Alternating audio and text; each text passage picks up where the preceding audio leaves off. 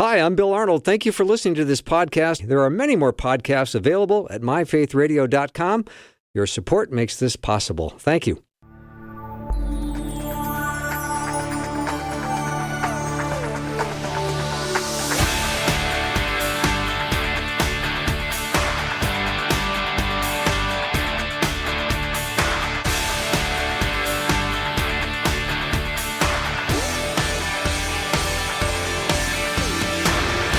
And a warm welcome to the afternoon show. I'm Bill Arnold, and I love times of year. I love Christmas. This is a wonderful time of the year.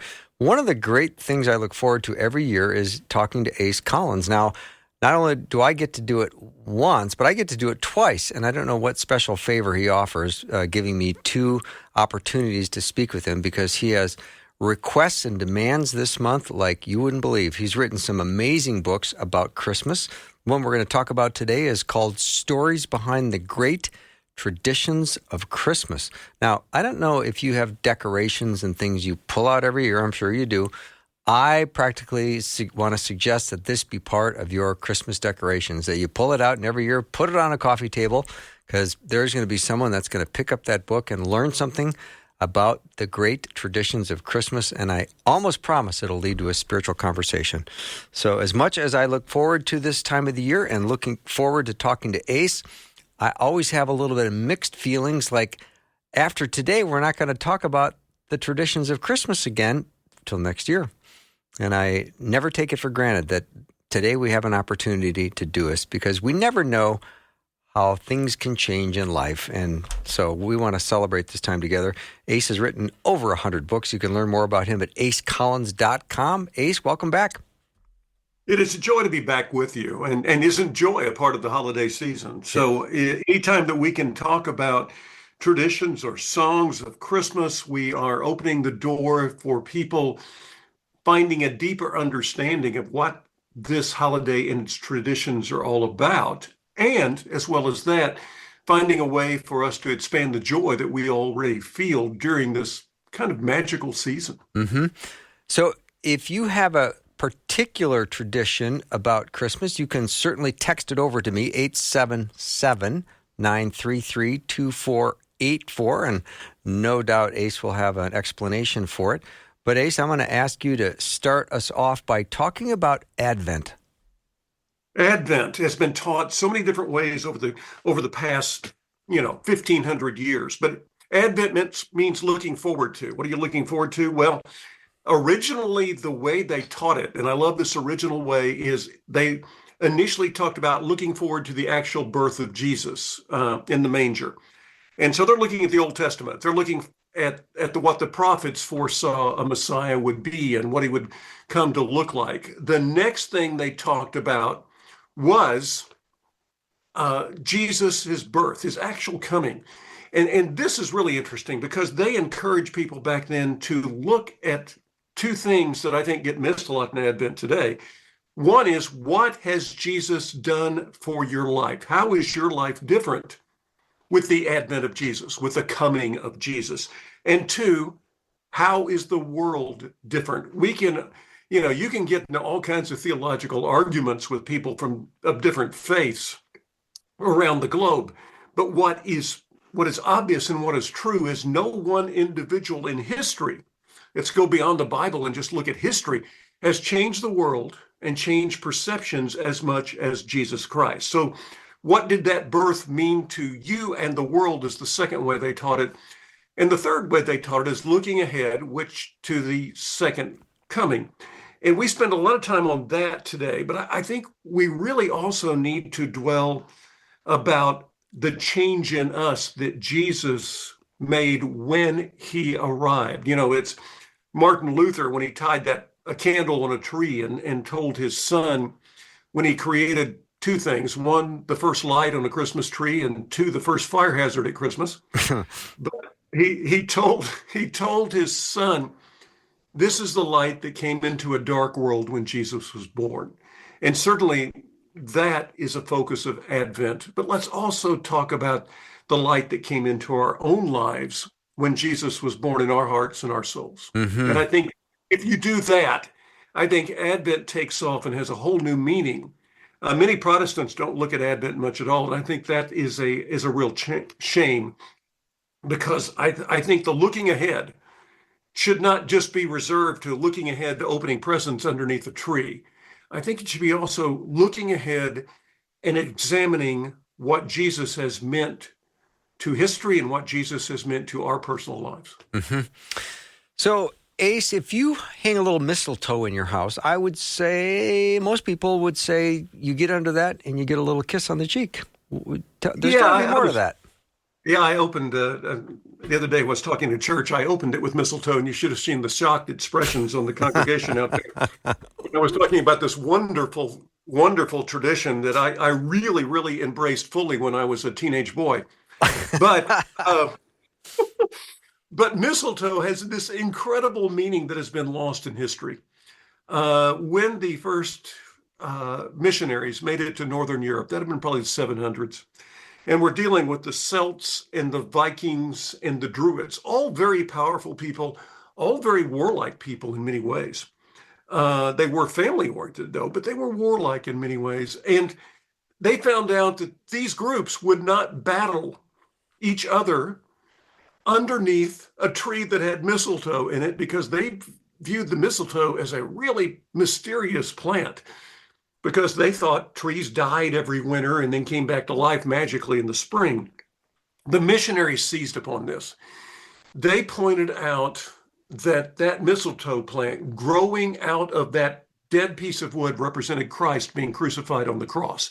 The green leaves on that mistletoe plant represented that those nails, when he was crucified, could not kill him, that he came back to life, that Jesus was very much alive despite being crucified. In those areas, the mistletoe plants, some had white berries, some had red berries. The ones with white berries, they were explained, was the light that came into the world, that bright white light when Jesus came, and also the purity of Christ, represented by the pure white. The red represented his blood shed on a cross. When these people understood that and converted to Christianity, they would nail mistletoe plants over their doors to tell people that they were Christians. It is not much different than you go back 1,300 years before when new Christians would either put an X over their door or signifying they're Christians, or put a fish over their doors, a fish symbol over their door signifying that they were Christian. Well, these people put that over their door. They also put it over their babies' cribs to remind them to pray, remind them to dedicate this child to the Lord, and remind them that as long as they had faith, that they could make it through tough times. And finally, because they wanted their children, when they got married, to be grounded in faith, those groups up in Northern Europe would have a mistletoe plant over their bride and groom as they got married. And we know what happens at the end of a marriage now or 1,300 years ago. You kiss. Mm-hmm. Today, we've lost the meaning that the missionaries used to bring mistletoe into our holiday season, and only think of it as a kissing plant. But when we know the full meaning, we can use that plant just like those early missionaries did as an unwritten track that explains um, the entire process of Jesus' birth, life, death, and resurrection, So and good. what that means to us. Yeah. Yeah. Ace Collins is my guest. You can learn more about him at acecollins.com. Ace, talk about Christmas cards. I know we have really at one point had cards as really some of the most beloved things that you would receive at Christmas time. And now it seems like you get some emails or you get a picture texted, and it doesn't have quite the feel of going to your mailbox and opening up that card and putting it in a bowl that has all your other Christmas cards and looking at them, multiple times through the month of December. Every card that has been sent to my wife and me. My wife died, of course, last year. Over the course of time, we have kept. I have boxes and boxes of cards, and they are time machines that take you back to people that you dearly loved and people that you knew. The Christmas card tradition began in 1843. There was an Englishman named Sir Henry Cole who was very, very busy and very, very important. Obviously, he was a knight, so importance had been established back in the 40s, and it was in Victorian times. It was considered rude, if you will, not to answer a piece of correspondence or mail. And this man was overwhelmed by mail in December of 1843, and he was wondering how in the world I'm going to answer all this. He found a photograph of an English family gathered around the table celebrating a Christmas dinner. Now, England had only really been celebrating the kind of Christmas, and we'll talk about more about old-fashioned Christmas later when it was Mardi Gras on steroids. But this had England for only about 3 or 4 years had been establishing a family Christmas with Christmas dinners and gifts and other things. Before that, Christmas was kind of something that everybody ignored because of the violence associated with Christmas. And Cole took this photograph, put it on a card, wished people a happy Christmas, and sent it out to 1,000 of people he owed mail to. They were so impressed the next year, they went and actually found out who the printer was and had the same printer card made for themselves. And within 10 years, Christmas cards were very, very important in Great Britain. It would be the 1870s with the advent of really reliable mail service in the United States and penny postage that Christmas cards became very important in the United States. I take mine a step further than most people do. I think I've sent out this year 167 cards, and I send them out with notes attached to each one of them, thanking people for what they have done for me, either in my life or maybe just this year, how they've inspired me. And so therefore my Christmas cards become not just a way of sending a greeting, but also a way of telling others that are receiving those cards that they had great value to me. And I think that's one of the greatest gifts that we can give each other at Christmas is value. And so I use mine as a way of inspiring people to keep doing what they were doing that touched me and continuing to do it to touch others as well. And I love when I get cards with personal notes in them too. I think the making a card individual, making it personal, making it a connection point. By the way, I went through my grandmother's cards. She kept hers, and I went through her cards from the 1930s and 40s not long ago, expecting to see a whole lot of religious cards because everyone she would have known would have been a Christian, and I was expected to see, a lot of Merry Christmas and other things. And what I mainly got was glad tidings, happy holidays, uh, things like that, wishes for the holiday season, and with a lot of notes written in them. And they were not nearly as religious as I thought they would be. But what those cards represented was in a very well the faith between individuals, and the faith that connected those individuals was always already established as being Christian. And the reason the messages went glad tidings and season's greetings and all that is they were sending out those cards back then, not just for Christmas, but for Thanksgiving, Christmas, and New Year's combined. And they wanted you to have an incredibly warm, not just Christmas Day, but an incredibly meaningful holiday period with your family. That's very interesting. So they're using the card to cover several holidays, several events, and that's what they could basically afford to do. And that was the whole purpose of covering all the bases. I love it. Most rural people didn't have phones back then. A long distance call was incredibly expensive during the Yeah. Depression.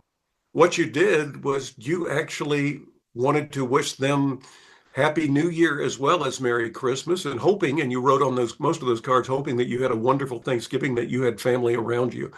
And so I think the war that people have had about Merry Christmas is kind of overrated. I think we just need to establish on the fact that Christmas means Christ's birth. We have covered, and Christ, worship Christ. I think we've covered what Christmas means here. If somebody says happy holidays or Merry Christmas, you can answer them in any way you want to, but be positive in your approach. Thank them for wishing you that. Appreciate it, and because if they're your friends, you've got an inroad to to make an impact by telling them the meaning of what we talked about earlier, mistletoe, or a little later, I'll even tell you the real meaning of Xmas, and it's going to surprise you. It's going to be great. We're going to take a little break. Ace Collins is my guest. His book is called Stories Behind the Great Traditions of Christmas. There's 26 different traditions in his book. Each are about 3 pages, and you can pick it up, set it down, pick it up. If you have a friend over at the house, they can read several pages in about 10 minutes, and they will remember what they read, and you can have a conversation with them. It's just one of those books you want out on your coffee table every Christmas. Now, if you have a tradition you want to ask Ace about, text it over 877-933-2484. And right before we go to break, I want to tell Ace that when we come back, when you said Christmas used to be Mardi Gras on steroids, I wanted to know more about that, and especially with the expression, give me some figgy pudding. I don't think that was very kind. We'll be right back with Ace Collins.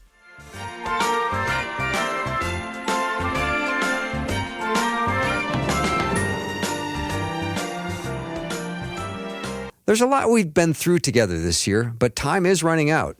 Will you stand with Faith Radio and give before the end of the year?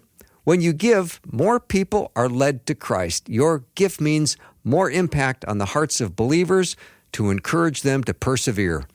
Faith Radio is listener supported, and it isn't possible without you. Thank you for giving your gift by calling or texting the word give to 877-933-2484 or by clicking the donate button at myfaithradio.com. Thank you so much. So glad to have another opportunity this December to talk to Ace Collins. His book is Stories Behind the Great Traditions of Christmas. And Ace, at one point, it was a pretty obnoxious party, wasn't it? When you wish for an old-fashioned Christmas in the United States or Great Britain, don't go back very far. All right. Let's go back to the 1840s, no further than that. It always surprises people when I tell folks that if you were not Protestant or Lutheran, you avoided Christmas with a passion before 1840. As a matter of fact, Congress would meet on Christmas Day. The president's office would be open unless Christmas Day just happened to fall on a Sunday. Most stores and businesses and restaurants were open on Christmas Day as well. And most Protestants pretty much ignored Christmas altogether because of the reputation it had. We have to go back to about 330 AD to figure out why that happened, because up until then, Christmas was celebrated all kinds of different times of the year. Individual churches would decide when they wanted to celebrate Christmas. Different sections of the world would celebrate Christmas in the summer, in the spring, in the fall. And finally, a council of the wisest officials of the church decided to put Christmas on December 25th. The reason was this was the most raucous of all Roman celebrations, and they had a lot of Christians who would get involved in these celebrations, and it'd include days of drinking and partying and just all kinds of debauchery. And so the church leaders, in their wisdom, thought if we set Christmas on this day, we'll get them away from all of this, and our flock will now not get involved in these horrible things and worship Jesus instead. Well, what the Roman Empire's Christians did was develop drinking and debauchery as a part of celebrating Christmas. And that is why Oliver Cromwell outlawed Christmas in Great Britain when he overthrew the crown. I mean, it was that kind of holiday. The places where the Roman Empire did not have any influence, Eastern Europe, they developed real holidays that worshiped Jesus, that looked at the entire history of faith, and they developed things like Advent. They developed nativity scenes. They developed traditions of families coming together over Christmas dinner. Well, in the United States, extra law enforcement was needed each and every year because of the violence up and down the East Coast for Christmas. Boston, New York, and others always had extra policemen because drunken men would go out, and you mentioned the song a while ago about the figgy pudding. They would just insert whatever it is they wanted when they went to wealthy people's houses, and you better give it to them. More than likely, what they asked for the most was some type of alcoholic beverage, Hmm. and either that or money. And it was trick or treat, and the tricks were pretty horrible. So you tended to give them what you wanted, unless your house was already surrounded by policemen who kind of protected you. And therefore, children and women didn't go out on Christmas Day. What changed it? In Great Britain, what changed it was Prince Albert marrying Queen Victoria. Prince Albert was a German who brought all the German traditions of family and dinners and presents and trees to Great Britain, and that was about 1840. In the United States, at the same time, a minister who knew about the German traditions of Christmas and the way the Lutherans and the Catholics looked at Christmas, he wrote a poem for his children that was called A Visit from Saint Nick. He wanted them to understand the way Christmas was in other parts of the world. And that poem was published, ironically enough, for the next 5 years in newspapers across the United States. And it just swept the US as people looked at this wonderful thing that we now know, by the way, as not a visit from St. Nick, but the poem that we're so familiar with, The Night Before Christmas, when all through the house not a creature was stirring, not even a mouse. Well, St. Nicholas was thereby introduced into the United States culture. And stores in the cities and small towns suddenly realized that if they could seize upon this, they could sell a lot of toys for gifts for children. And the focus went from drinking and partying to children in Great Britain Mm. and the United States. And it was therefore the commercialization of Christmas, if you will, caused by this poem, that opened up the doors of churches to actually be able to safely worship on Christmas Eve and Christmas Day. So we owe Santa Claus something as a as Christians for opening those doors to us and suddenly turning it into a holiday that we focused not on drinking and carousing and partying, but we focused on the actual meaning of Christ coming to the earth, as Martin Luther said, bringing a light into a dark world, and also focusing especially on children of our own and grandchildren. And so by 1850, Congress was no longer meeting on Christmas Day. Churches everywhere were having special events like children's choirs and everything else. So if you want an old-fashioned Christmas, you want a Christmas that dates back about 170 years, no more than that. Okay. And Ace, you said that the government would be working on the 25th on Christmas Day if it wasn't a Yes, Sunday. exactly. Yeah. Wow. That one is And so, especially hard to believe. yeah, and that was just the way it was Yeah. because Christmas was not looked upon as it was. It had a bad reputation. Yeah, I Is what it understand. did. Yeah. And so, and it also was a time when it just wasn't safe for women and children. And therefore, a visit from St. Nick, that changed everything here in the United States dramatically. Hmm. And so we joined the Lutherans and the Catholics, and we being the Protestant members of the faith who weren't Lutherans, and therefore had that Eastern European tradition start coming in. By the way, Santa Claus gets a bad rap too. If you go back and look at Santa Claus's DNA, the fictional character of Santa Claus was actually created based on the reputation of two very strong Christian men. One was Nicholas of Baria, who constantly gave to the poor. He was especially prone to give dowries to poor families so that their daughters could get married. And he would always put those, well, not always, but usually put those dowries secretly into stockings at night, stockings that were hung by the fireplace to dry, because most of the poor people only had one pair of stockings. And the other person that is attributed to the roots of Santa Claus is now known as King Wenceslaus. He was actually a duke in Bohemia. That wasn't his name, but he went out every Christmas Eve and gave gifts of food and clothing and firewood to the poorest of the poor in the area of Bohemia where he lived. And so if you look at Santa Claus's DNA, if CSI would do that, they would find Nicholas and King Wenceslas strongly imprinted in that um, in that DNA that Santa carries with him. And so this fictional character that a lot of people try to avoid actually not only appeared and helped us create a Christmas that was a Christmas for family, but is also anchored to two of the strongest and best known Christian men that served in Eastern Europe early in the history of Christianity. Mm-hmm. Ace Collins is my guest. The book is called Stories Behind the Great Traditions of Christmas.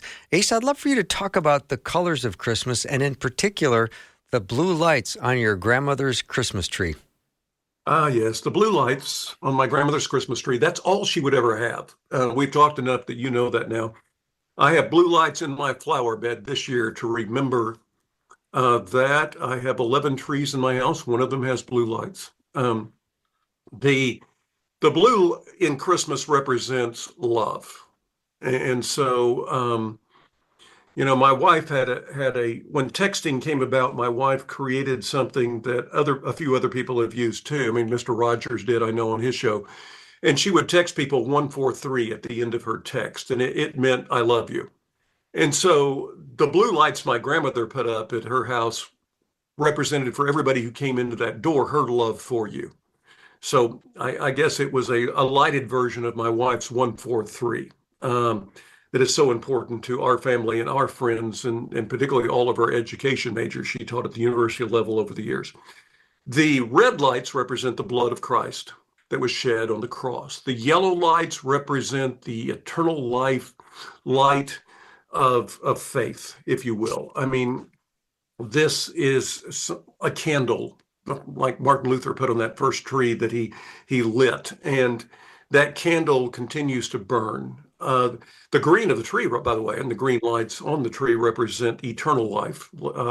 We go back to our mistletoe plants and the evergreen trees that did not lose their leaves in the wintertime, so it represented a faith that was sustained forever.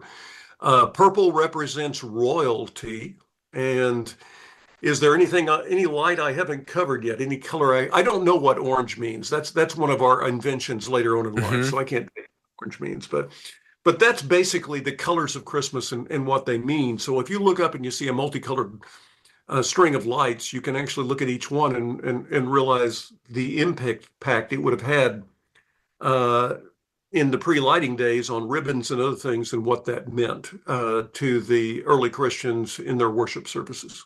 Ace, explained one more time the 143.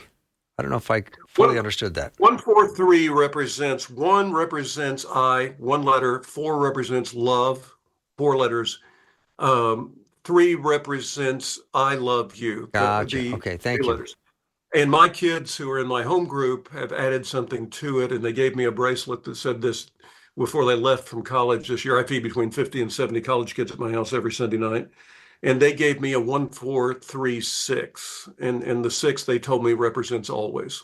Oh, and so sweet. They text me 1436 when they text me. And it has become a part of what the Collins family is all about. And it's spreading. I actually saw a volleyball team this year that knew Kathy well that actually had 143 on their sleeves.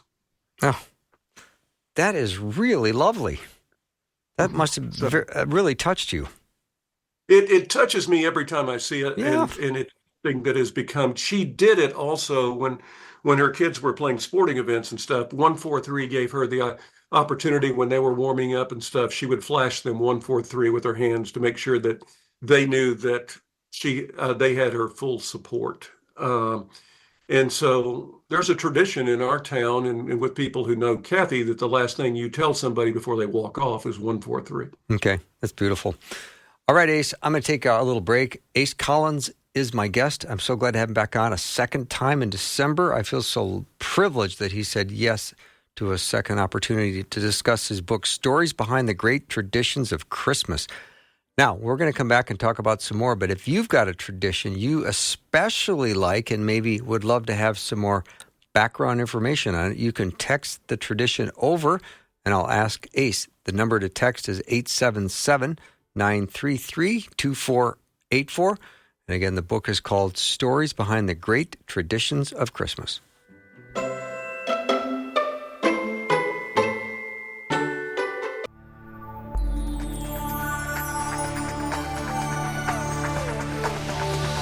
It's the afternoon show with Bill Arnold. Prime time, drive time. Let's get it started. Jump in your car. Yeah. What's for dinner? Hey. It's the afternoon show with Bill Arnold.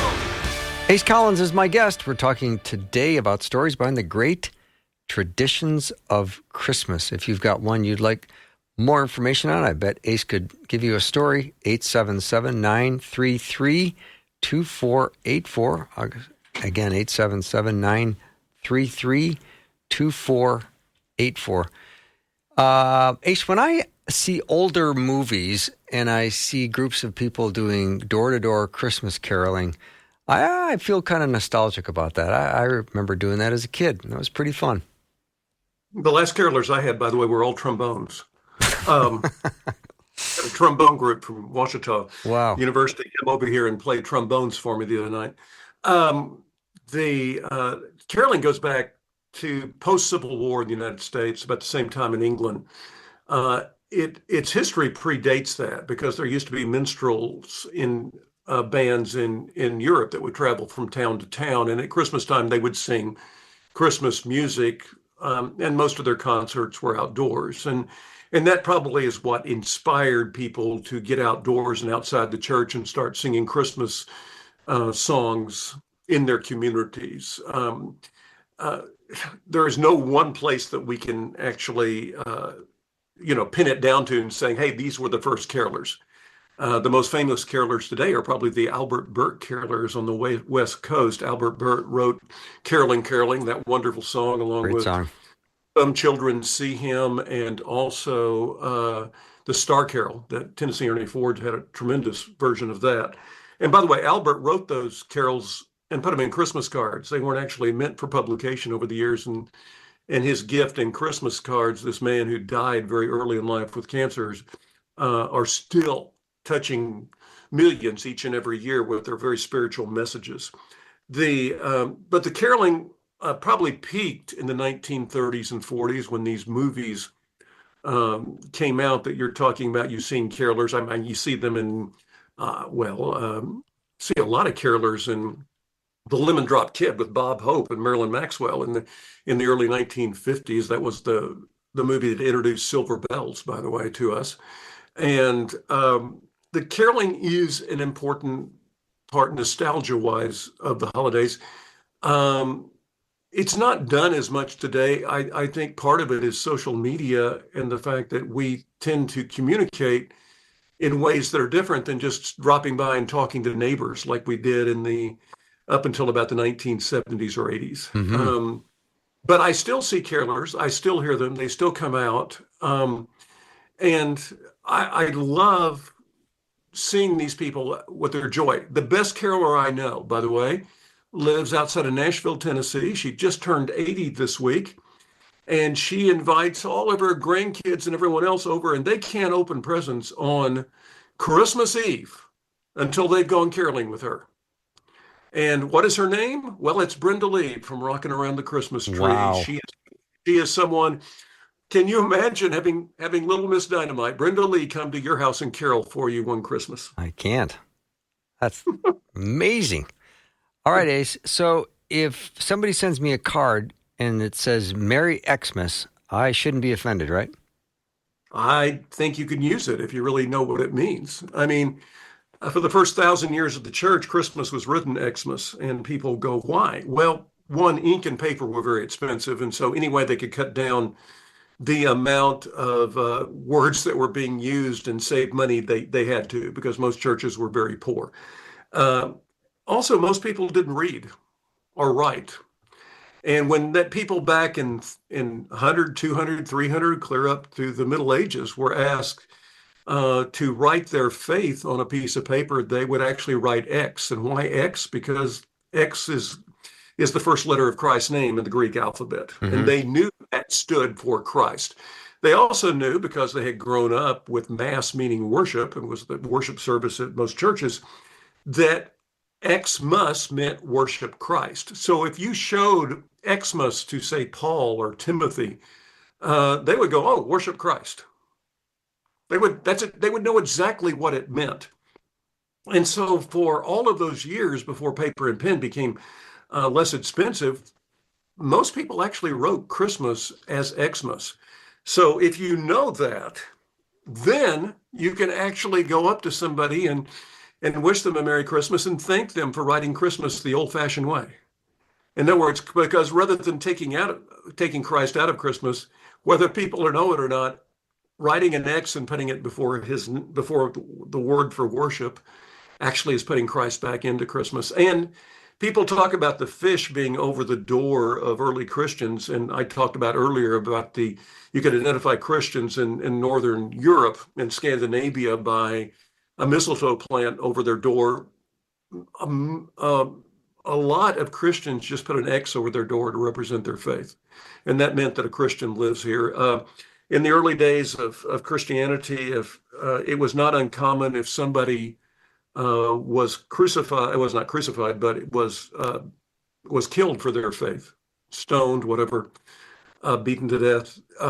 People would go back to that spot and write an X, which meant X marks the spot where a person of faith died. So if you've got all of that in your lexicon, if you realize that, you can actually use it, much like the mistletoe plant, to gently share your faith with someone else. Mm-hmm. I'm talking to Ace Collins. His book is Stories Behind the Great Traditions of Christmas, a great little book to have on your coffee table throughout the Christmas season. You will enjoy it. You can pick it up for 5 minutes and learn a lot. Ace, talk about Handel's Messiah, one of the most beautiful pieces of music that we have, period.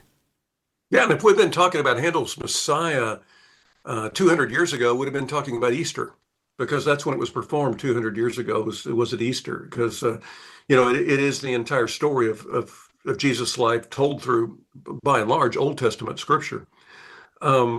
Handel was the Elvis of his time. I mean, he had moved from Germany to England. He was celebrated. He was invited to all the royal parties. Everybody wanted his autograph. Handel's music, and he wrote oratorios, which were small little plays, if you will, set to music, and put together in a minimum of parts.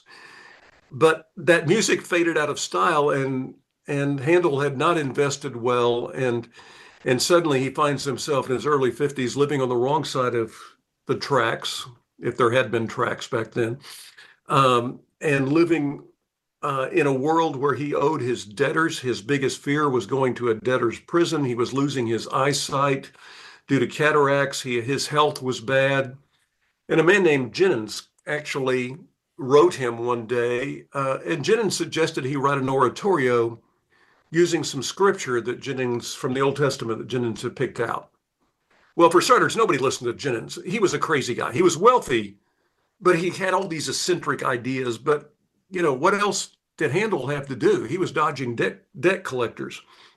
And so over the next 21 days, he wrote what we know as the Messiah.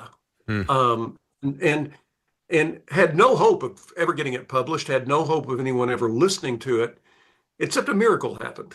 And that is, one of his old acquaintances invited him to Ireland to perform some of his music with a small group to raise money for charity hospitals. Well, he went to avoid debt collectors and took this new music with him. And it made such a big splash at these charity productions that when he got back to London, people wanted to hear it there as well.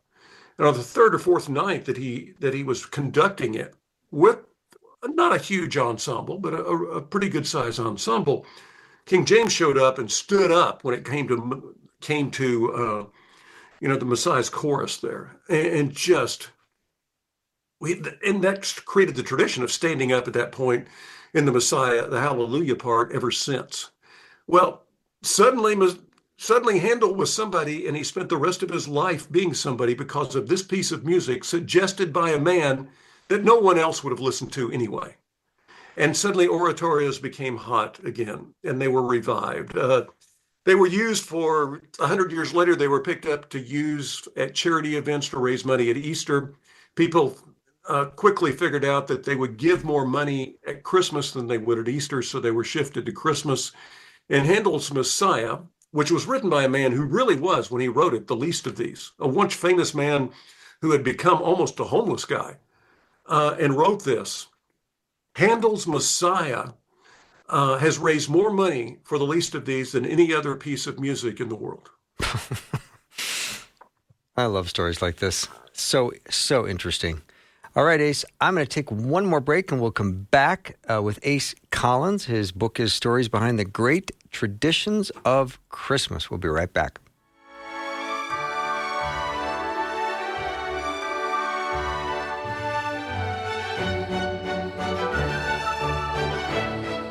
Welcome is a word said universally all over the world. Every language on the planet has their own way of making a friendly greeting. At Faith Radio, when we welcome, we really mean it. Learn more about us by requesting a free welcome pack gift. Text the word WELCOME to 877-933-2484 or visit myfaithradio.com to request your welcome pack today. And a warm welcome to you. My guest is Ace Collins. His book is Stories Behind the Great Traditions of Christmas. Ace, is Ace on your birth certificate? No, I didn't think so. I was at Baylor University, and there were 4 Andrew Collinses, and they were looking for nicknames for all of us. And my grandfather, who happened to be a Baptist preacher, had taught me how to play hearts, and I won the University Hearts Championship playing an ace of hearts on a run. And so I tried to escape it for years and couldn't, so I just stuck with it. I love it. Yeah. And so there are a lot of, back then you could look at a New York phone book and find 24 pages of Andrew Collinses. So I'm probably better off being who I am. I question whether my kids even know my first name, my real first name. Yeah. So they've grown up with. Another way to stand apart is to write over 100 books. That'll help. Yeah. Well, it's, the first 50 or so were written to make sure that I made all the house payments and the car payments, and so that, Willie Nelson, by the way, and I'll mention him because he wrote what I think of as the, you talk about Handel and the least of these. Willie wrote a song called Pretty Paper that if you listen to the lyrics, it's about a homeless guy. And Willie was pretty close to homeless when he wrote that song. But, and I love that song because of the subtle message it has in it. But, you write when you're hungry, and you're inspired to write when you're hungry. And I think some of the best work I had was back in those days when I didn't have a name for myself, and I certainly was writing whatever I could find and just being thrilled when one person read something. I mean, that meant a great deal to me. So yeah, writing is important. By the way, we haven't mentioned Christmas trees. We're getting to that. Okay. So coming up next on the questions I have for you is Christmas trees. Okay, maybe I wasn't anticipating that. Okay. The Christmas trees were initially not used at Christmas, but they were used by early missionaries as a symbol of a way of explaining faith, because evergreens were triangular in shape. The early missionaries explained that the triangle shape represented the Trinity, the Father, the Son, the Holy Ghost. And they said that the evergreen that didn't die in the wintertime, that the leaves continued to stay fresh and the trees continued to thrive even in the bleakest of time, represented faith. And if you had faith in God, then you would survive as well.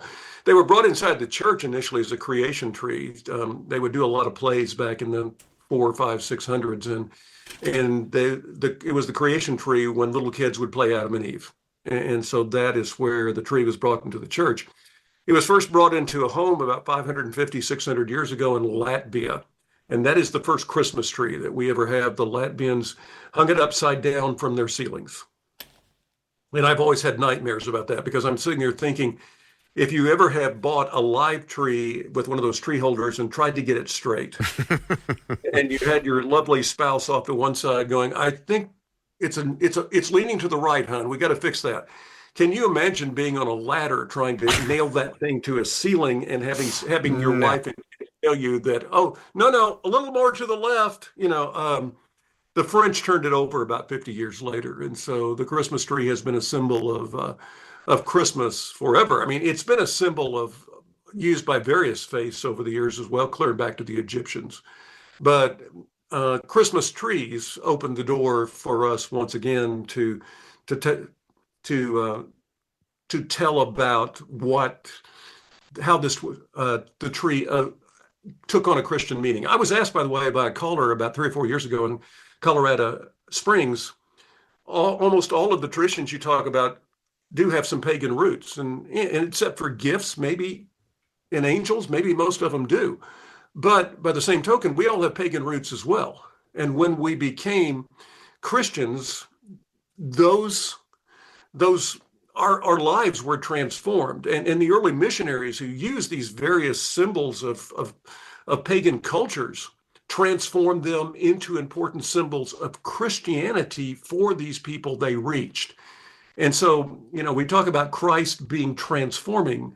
Well, a lot of these traditions may have roots that were not Christians, but they have been transformed, if you will, through faith. Ace, I don't know if we can talk about Christmas without talking about angels. Integral Yeah. part of the Christmas story.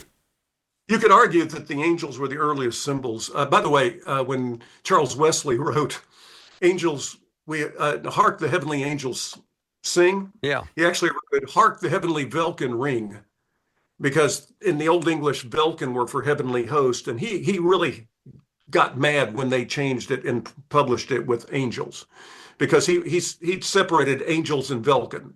Gabriel was an angel. He talked to Mary. I mean, those were angels. This was heavenly host, two different heavenly creatures. But angels have been important since before Christ was born in Christianity, going back to John the Baptist and others. And angels have been these heavenly messengers that have kept us in touch with God, if you will, and helped us restore our faith. Can't imagine a Christmas without angels, and certainly Hollywood cemented angels forever in the movie It's a Wonderful Life, Frank Capra's movie. When we got to know the angel who helped Jimmy Stewart through that movie, whether how is that really how angels work? I don't know, but I'm kind of comforted by the thought that maybe they work that way. Each one of us has an angel looking over our shoulder, helping us out. So, Ace, we just have a couple of minutes left. And when you look back over all of the Christmases that you have lived, do you have anything that stands out that I'll never forget that one year and something that happened that still runs to the top of your mind when you think of Christmas?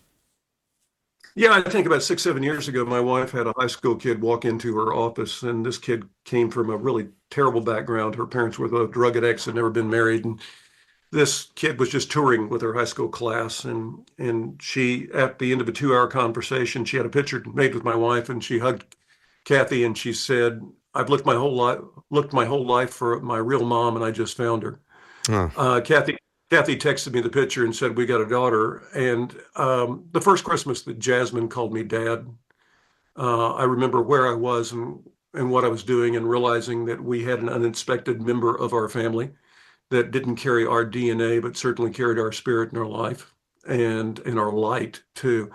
And so I think of all the Christmases I've had, hearing Jasmine say "dad" at Christmas for the first time probably represented Christmas as much as anything else, and also represented what we're all supposed to do. We gave a child that had never had value, and that child became an integral part and remains an integral part of our family, and brought me a granddaughter named Emily this year. So Oh, I mean, wow. and she's following my wife's footsteps. She's a first grade teacher. Yeah. So I love, there's so many memories, but Yeah. that's one that really stands out. Yeah. Now, with about 45 seconds left, do share how it's Christmas is now for you without your dear wife? I posted on Facebook today her singing "Merry Christmas, Darling" by the Carpenters. That was probably her favorite Christmas song, and she had a beautiful voice. Uh, Christmas without Kathy is not easy, but Kathy's object in life was to educate and to bring joy and value to others. So I continue to feed 50 to 70 college kids like we have every Sunday night for the last 50 years. And Christmas, I will continue to try to bring the joy that she felt in the holidays to everyone that I can possibly meet and leave them feeling a 143 like she left everyone feeling it. Yeah. Ace, you're a treasure. Thank you, my friend, and have a wonderful and mighty Christmas. Mighty Christmas to you as well. Thank you so much. We're going to take a little break, and then when we come back, Jeff Verdorn will wrap up his study in 2 Timothy. We'll be right back.